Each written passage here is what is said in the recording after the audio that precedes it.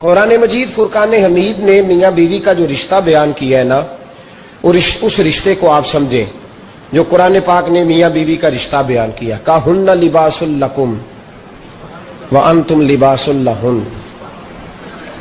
فرمایا بیویاں تمہارا لباس ہے اور تم ان کا لباس ہو۔ وہ تمہارا لباس ہے اور تم، اللہ اکبر، کیسا خوبصورت لفظ قرآن پاک نے، ہن لباس لکم وانتم لباس لہن، فرمایا وہ تمہارا لباس ہے اور تم، سمجھ آ رہی ہے نا جی بات کی، وہ تمہارا لباس ہے اور تم ان کا لباس ہو۔ تین خوبیاں تو ہر لباس میں ہوتی ہیں، تین چیزوں کے لیے لباس پہنا جاتا ہے، تین چیزیں، تین قسم کی آسائشیں لباس میں پائی جاتی ہیں، اس پر تو تمام مفسرین کا اتفاق ہے۔ سب سے پہلی چیز، لباس جو ہوتا ہے وہ بندے کو گرمی اور سردی سے بچاتا ہے۔ سخت سردی میں لباس لے لیں تو بندہ سردی سے بچ جاتا ہے۔ اس کا مطلب یہ ہوا کہ میاں بیوی ایک دوسرے کا لباس ہے۔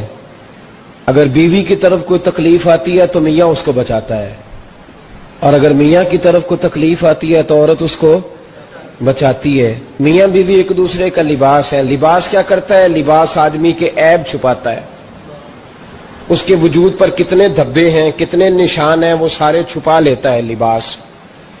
میاں بیوی ایک دوسرے کے عیب چھپانے والے ہوتے ہیں، عیب بتانے والے، رونا رونے والے نہیں ہوتے کہ بی بی جب بھی میکے گئی اس نے جا کے رونا شروع کر دیا، اتنی میں تانگو دوسرا ہے ہی کوئی نہیں۔ اور خامد صاحب جب بھی ملے انہوں نے ایک ہی راگ الاپنا شروع کر دیا کہ میری کیا بات تھی، مجھے مل کیا گیا ہے، میں کیا تھا، میرے ساتھ ہوا کیا ہے۔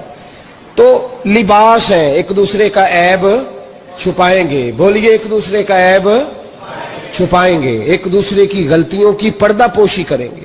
اور تیسرا لباس کا کیا مقصد ہوتا ہے؟ لباس شخصیت کا آئینہ دار ہوتا ہے۔ لباس آدمی کی اچھی اور خوبصورت طبیعت کا حصہ ہوتا ہے۔ جو لباس ہوتا ہے وہ انسان کو زینت بخشتا ہے، خوبصورت کر دیتا ہے۔ داڑھی والا آدمی ننگے سر پھرے تو خوبصورت نہیں لگتا، ٹوپی پہن لے تو بڑا پیارا لگتا ہے، ٹوپی پہنے تو بڑا، اور اگر امامہ باندھ لے تو نور نالا نور ہونا شروع ہو جاتا ہے۔ اللہ کرے آپ خوش ہو جائیں، آمین تو کہہ دیں، اور اللہ کرے فجر کی نماز آپ امامہ باندھ کے پڑھ لیں، آمین تو کہیں۔ چلو کونی جنہ دی داڑھی نہیں انہوں نے رکھنی چاہیے دیئے، جنہ دی نہیں ہونا نو موضوع نہیں تھا، پر ہماری بھی مجبوری ہے، داڑھی آئی جاتی ہے ہر موضوع میں شامل ہو جاتی، رکھنی چاہیے۔ سب یاد رکھیں لباس آدمی کو زینت دیتا ہے۔ قرآن مجید کے لفظوں پہ غور کرو، اگر تو شادی کے بعد بیوی کے آنے کی وجہ سے خامد کو سکون نہیں ملا تو اس کا مطلب ہے اس نے گھر کو زینت نہیں دی، اور اگر شادی کے بعد اس بچی کو تحفظ نہیں ملا، اس کو اپنے گھر کے اندر سکون نہیں ملا، تو اس کا مطلب ہے خاوند نے اسے زینت، اس لباس نے زینت نہیں دی۔ میاں بیوی ایک دوسرے کا لباس ہے۔ اس مقدس رشتے کو اسلام نے باندھا، اور لباس کہہ کے باندھا۔ میرے رسول کریم علیہ الصلوۃ والسلام نے پہلے تو خارجی لوگوں کو منع کیا ہے۔ میری ذاتی رائے یہ ہے کہ میاں بیوی کی ذاتی لڑائی کوئی بھی نہیں ہوتی، ذاتی لڑائی، میری باتوں کی سمجھ تو آ رہی ہے نا آپ دوستوں؟ کوئی نہیں آ رہی؟ اللہ جزا دے آپ۔ میاں بیوی کی ذاتی لڑائی کوئی نہیں ہوتی۔ ہوتا پتہ کیا ہے؟ لڑکے سے پوچھیں کہ بتائیں جناب کیا حال ہے، تو کہتے ہیں بیوی میری صحیح ہے، اس کے گھر والے نہیں صحیح۔ سنے آپ نے بھی کبھی یہ لفظ؟ تو اسی طریقے سے اگر لڑکی سے پوچھیں کہ تیرا کیا حال ہے تو کہتی ہے خامن تو میرا دھیان رکھتا ہے، اس کی اماں نہیں خیال رکھنے دیتی۔ تو لڑائی جو ہوتی ہے وہ تیسرے آدمی کی وجہ سے ہوتی ہے۔ تیری اماں آئی تھی تو اس طرح کہہ گئی، تو تیرا بھائی آ گیا تھا تو وہ یہ کہہ گیا، تیسرے فرد کی وجہ سے۔ میرے نبی کریم علیہ الصلوۃ والسلام نے تیسرے بندے کو سمجھایا ہے، تیسرے فرد کو حضور نے سمجھایا ہے۔ نبی پاک علیہ الصلوۃ والسلام نے فرمایا خبردار، ماں، بھائی، بیٹا، باپ سارے لحاظ کریں، بسنے دیں میاں بیوی کو۔ اگر شادی کر دیا تو ان کو سکون سے رہنے دو۔ تم دو جملے کہہ کے چلے گئے، کوئی عیب نکال کے جو چھپا ہوا تھا خامن کی نظر میں وہ نکال کے بتا دیا کہ تیری بیوی یہ کام بھی کرتی ہے، اب تم تو ہٹ گئے وہ بات کہہ کے، اب انہوں نے اکٹھے رہنا ہے، ان کی زندگی مصیبت کا شکار ہو گئی۔ آزمائش میں آ گئے وہ دونوں, ساری زندگی کڑتے رہے.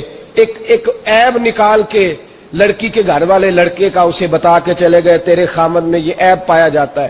وہ ساری زندگی کڑتے رہیں گے, تکلیف میں رہیں گے, انہوں نے تو کٹھے رہنا ہے.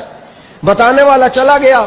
میرے رسول کریم صلی اللہ علیہ وسلم فرماتے ہیں لعنتی ہے وہ شخص, لعنتی ہے وہ شخص. یا رسول اللہ کون سا؟ فرمایا جو بیوی کو مرد کے خلاف اکساتا ہے اور مرد کو بیوی کے خلاف اکساتا ہے, وہ لعنتی ہے, ملعون ہے, رحمت الہی سے دور ہے وہ شخص. انہیں قریب کرنے کی کوشش کر, تو ان کے اندر محبت پیدا کرنے کی کوشش کر.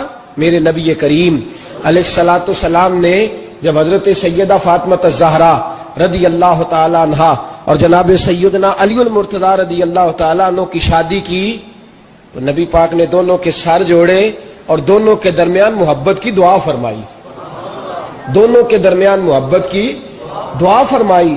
اور نبی پاک صلی اللہ علیہ وسلم حضرت فاطمہ کے سامنے جناب علی کے فضائل بیان فرماتے, اور جناب علی آتے تو نبی پاک فرماتے فاطمہ تو میرے وجود کا حصہ ہے, وہ تو میرے جگر کا ٹکڑا ہے. تو ان دونوں کے درمیان الفت پیدا. یہ سب سے پہلے تو خارجی لوگ اس بات کا خیال کریں, سب سے پہلے تو خارجی لوگ خیال کریں, توجہ دیں, ان کو بکھرنے سے بچائیں. اب میاں بیوی بھی سمجھ لیں کہ ہماری ذمہ داریاں کیا ہیں. مسند امام احمد بن حنبل میں حضرت ابو درداء رضی اللہ تعالیٰ عنہ سے حدیث مروی ہے, نبی کریم صلی اللہ علیہ وسلم کی بارگاہ میں ایک خاتون نے آ کے عرض کیا یا رسول اللہ صلی اللہ علیہ وسلم مجھے بتلائیے خاوند کا حق کیا ہے. یہ جو حدیث سنانے لگا ہوں نا, یہ بیٹی کو سنانی ہے, جا کے یہ ٹیلی فون کر کے بہن کو سنانی ہے, صرف بیوی کو سنانے کی نہیں ہوتی یہ چیزیں. یہ حدیث بیٹی کو سمجھائیں, بہن کو سمجھائیں, ان لوگوں کو سمجھائیں, تاکہ, اور یہ یاد رکھیں خاوند کے